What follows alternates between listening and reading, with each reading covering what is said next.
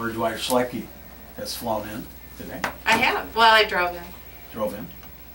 So we're here. I have a special guest. Special guest, ladies and gentlemen, pay attention. He's been on the show before, but under a different hat. And he doesn't have a hat on today. And if you want to see him without a hat, you'll have to go to 780-3800.com or thinkingrealestate.com. They all go to the same place. Jackie, you have the power going? Because when you weren't here, I forgot to hit power. Yeah, it's working. Okay. Because that was a good show with Pat Birch last week. You weren't here, I'm sorry. No, I missed it. Did you have a good vacation? Yeah.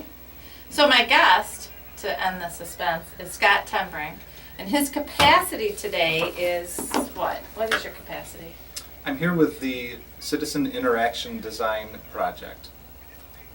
That the U of M's doing. It's a partnership between the University of Michigan, that's my employer, Okay. and the City of Jackson. Okay, so last time you were here, you were fitness council.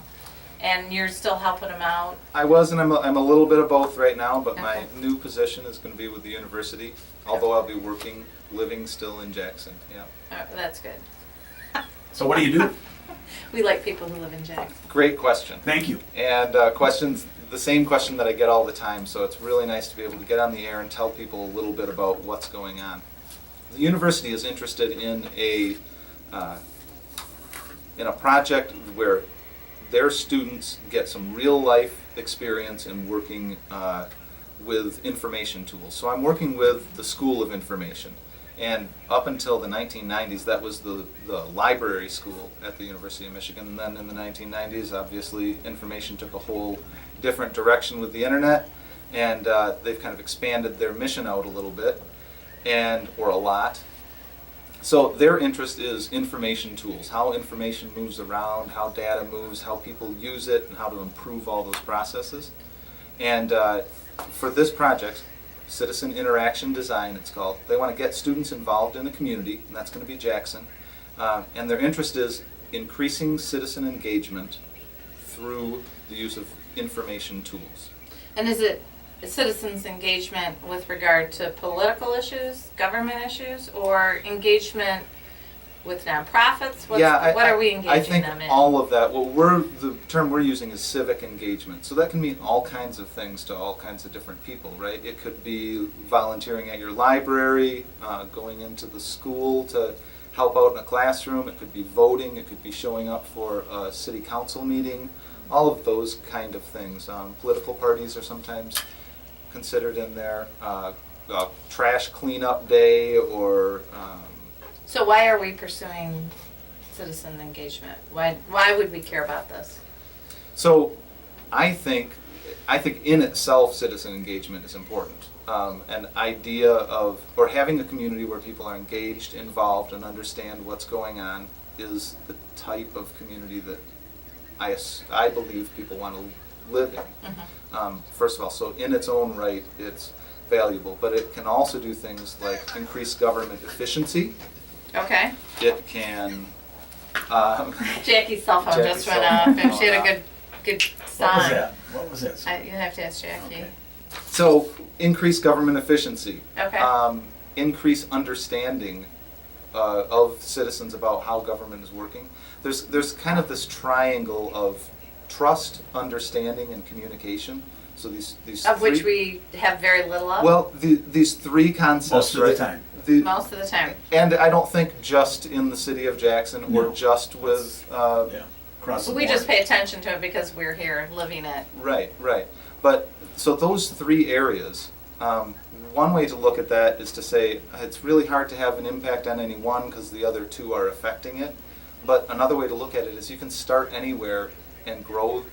If you have more trust, that will improve communication, it will improve understanding. If we have better understanding of one another in a relationship, it's going to improve trust and communication. So we can start building anywhere, but those are kind of the three areas that I think of working on this project, what we're trying to improve. Question, Scott. Yeah. Why does Michigan, the university, give a flip about Jackson? Sure. First of all, their interest is Or is it for Jackson or just the students? It's, from their For both. perspective, they're providing an opportunity for their students. but there's research attached to this. And their goal is to create a model that they can spread across Michigan to show how universities and colleges can engage with their local communities to do this same thing. I would assume So are this we would the, go. we the model? That's the idea. Yep. And so I knew you were a model all so the time. so a little bit about the logistics. This is a 3-year project, and it's not uncommon for university students to come into a community, do a project for a class, turn in a final report. Usually they do it over the course of a semester. The first 10 weeks of the semester are spent putting that project off, and then there's 1 week where you scramble to put it all together, turn it in, present it to the community, then it goes on a shelf. Sure. And most of the time, nobody's ever sees it again. In Or- fact, or cares. Or cares. Yeah. In fact, I was involved in one of those when I graduated from the University of Michigan, 2-time alum at the University of Michigan. Go Blue. My husband would be very proud of you. Who do they play Saturday? They're the Chips. Okay, Who just checking. I'm rooting for. I hope they score a couple times. Who I the hope they have a Chips good score? time at the game. But Oh, okay. I'm expecting U of M to dominate that game. So the logistics are, we've got a class that's similar to those other experiences, except that this is supposed to provide consistency over 3 years. So from the community side, from Jackson's perspective, this is a big benefit to us because it's not students parachute in, do a project, turn in a report, and leave.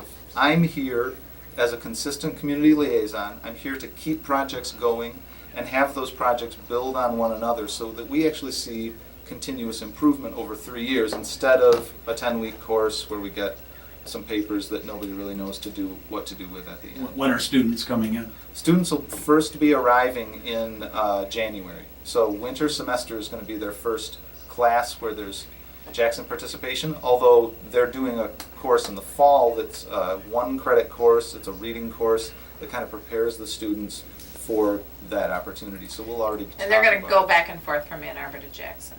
They are. Yeah, gonna they're come not going to visit. live here in Jackson. They're just going to commute Yeah. on a bus. Are they going to take a bus over here? They are going to take a Take bus. Okay.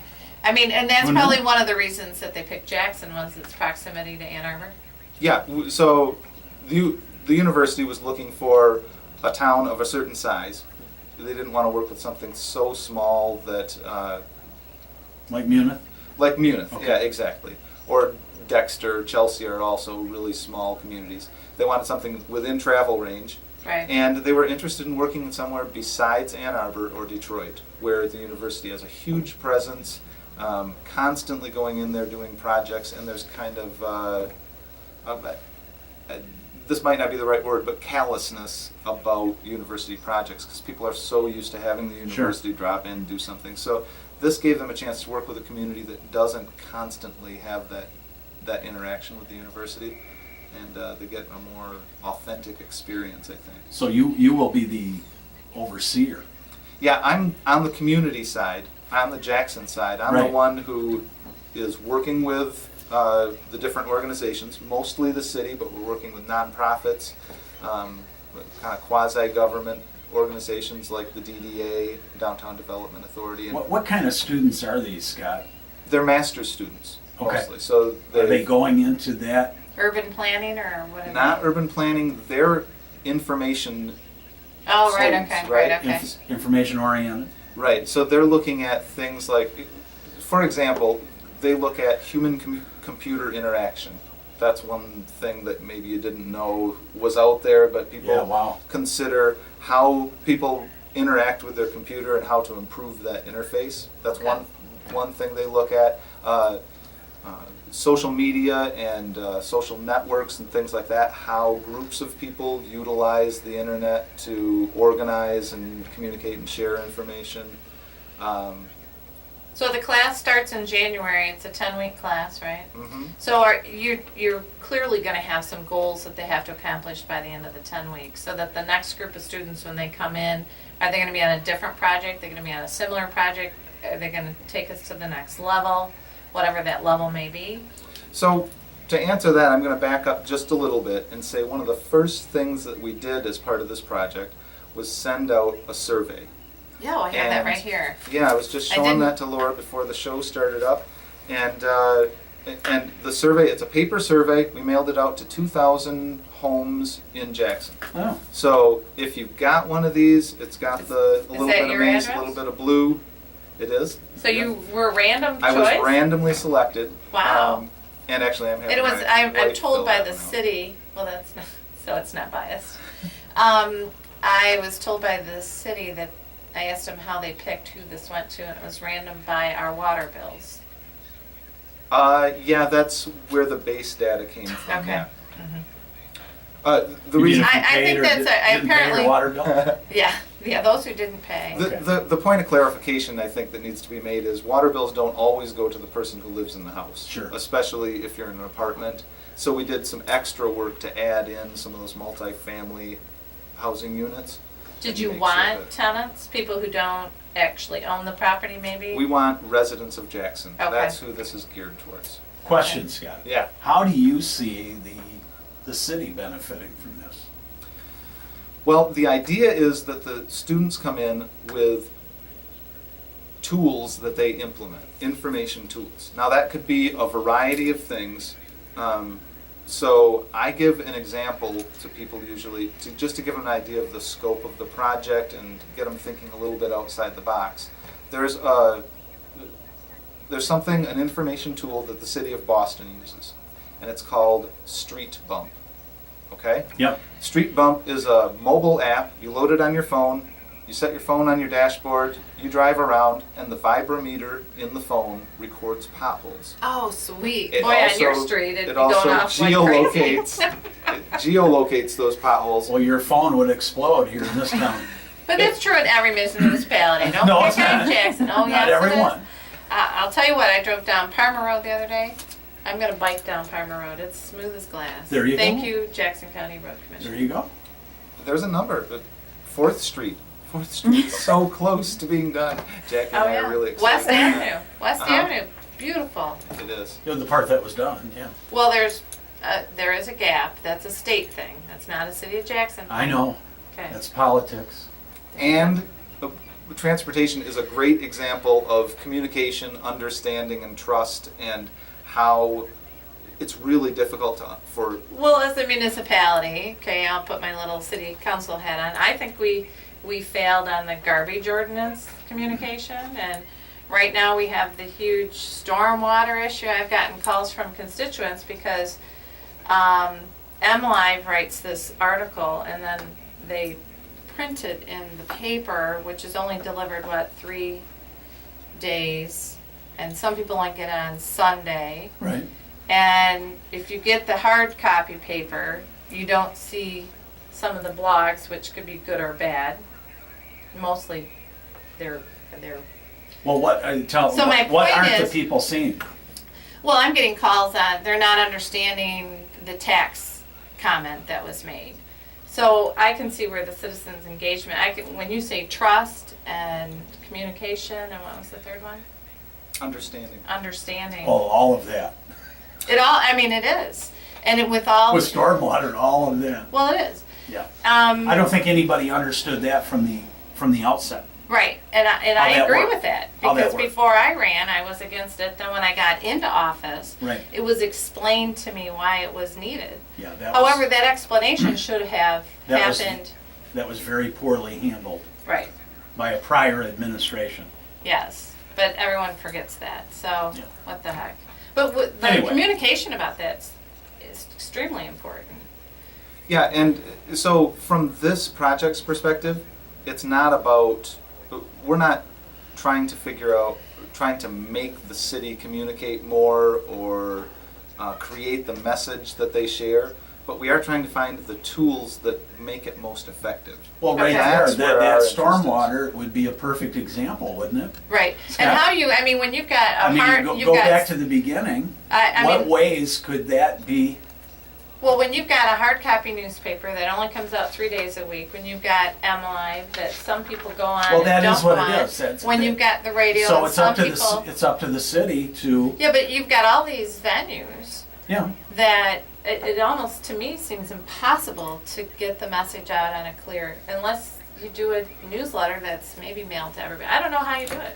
Well, I think one thing that we've realized is when we investigate things like the house demolition is another thing that we're looking into, and that was a really kind of Yeah. contentious issue, Yeah. right? And what we found out when we looked into what kind of information was used and like what the processes are behind it, it's really complex. It's really hard to explain to somebody what the full process is, why there's all these little steps along the way, and it's hard to explain to somebody how a house goes from standing to torn down and what that city process is. But if you can take that down and simplify it and give people something a little more than just a text or spoken description of that. So an infographic is one example, or a little diagram that says, here's your house, it goes through this process, and then the people decide on this. These are the people who decide. Then we get to here.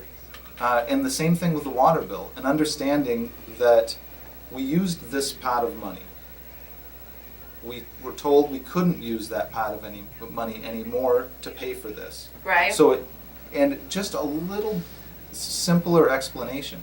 Because Visual. I'm a as- firm believer yeah, in visualization. Visual and simplified. Right.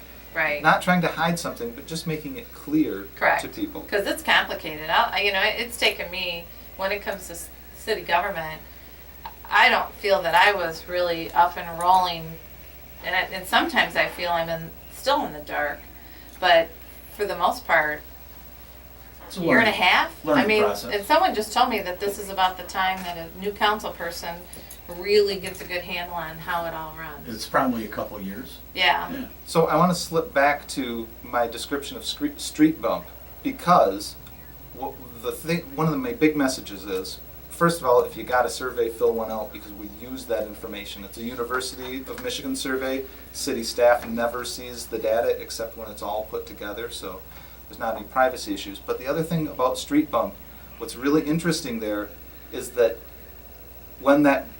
so all that data goes to a central database, the city uses it to fix their streets up, and it turns out they saved tons of money doing that. Tons of money. It's really expensive to get people out to the right spot to fill a pothole. And so citizen engagement is more than showing up for a city council meeting and voting and volunteering. It can be as simple as having your phone sitting on your dashboard. Now, the other thing I want to emphasize is it's not all about having a smartphone with apps that are connected to the internet. Right, 'cause this our- could be about a blackboard on a neighborhood corner that people contribute to, and there's communication going on there. Right. Or very simple And I had a non-technical. constituent just email me some suggestions of timing of lights. And I forwarded it to my guy that I know at the state. He responded and explained it very well. And I think that constituent is happy with the response on that. That's great. I'd love to see something even more engaged on that, where it's easy, where there's a tool where it's easy to say, I think this light is timed badly. Right.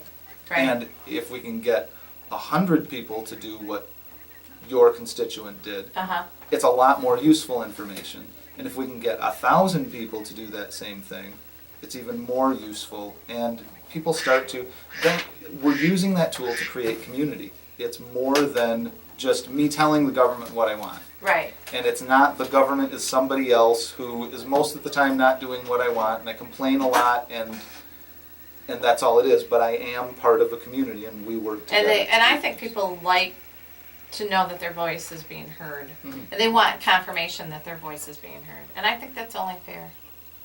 So Greg is telling me we have to wrap this up. No, I didn't say a word. That I was know a you good one. didn't. I know you didn't. But there is limited time. I assume there's no way to contact you guys. Just kind of look for you in the background, look for mail things. So the city Facebook page would be a great place to find out some links. I don't want to give out links on the radio. It's a lot of letters in sequence, and all that. So go to Anything the we city. can put on our website, Jackie, who's over there texting? Yeah, we can link it. Okay. All right, great. Go to thinkingrealestate.com. And we'll link something that, or just go to the Facebook and Google and type in City of Jackson. City of Jackson, they've got a new Facebook page, another thing we kind of assisted on, and we'll get something posted on there where people can find a little bit more about this project. Okay. And if you don't do Facebook, call me and I'll be happy to try and answer any questions you possibly can, whether it's about this or any other issues. Wow. Wow, That's- I know. Well, that's really opening the I am door, huh? getting calls on the tax thing, and I am concerned about that. I mean, I don't think Well, they Scott, keep us updated Absolutely. on the project. Thank you. ThinkingRealestate.com, ThinkingRealestate.com. 780-3800.